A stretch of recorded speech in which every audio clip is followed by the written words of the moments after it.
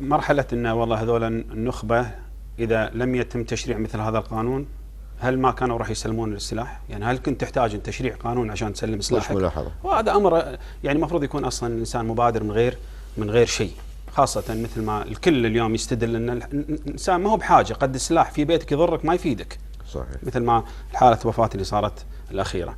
بس أنا ودي بس أركز على جانب آخر اللي هو قضية الدخول في مجلس الأمة بهذه الطريقة. حقيقة طريقة يعني غير لائقة. مجلس الأمة مفروض أن يكون في له أجواء، له أموره، له غير مقبول أنه يكون مثل هذا التصرف داخل مجلس الأمة. حتى يعني كان مفترض حتى لو كنت بتدخله وتبي تسوي لك عرض معين، يكون اصلا الدخول يعني في وضعه الطبيعي، ما يكون مرفوع وداش وهذا، بغض النظر ايا كان من يرفع هذا السلاح.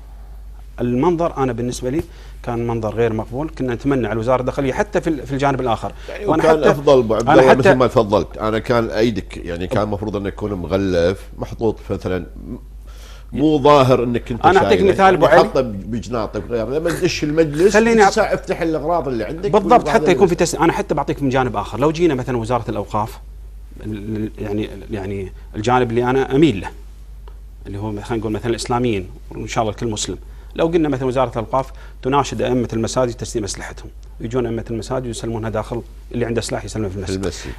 الفكره طريقه غير مقبوله، يعني لازم يكون في اليه معينه بحيث ان الناس تشعر انه في داش المجلس ورافع لي سلاح فوق، وهذا كلام ما هو صحيح. نعم.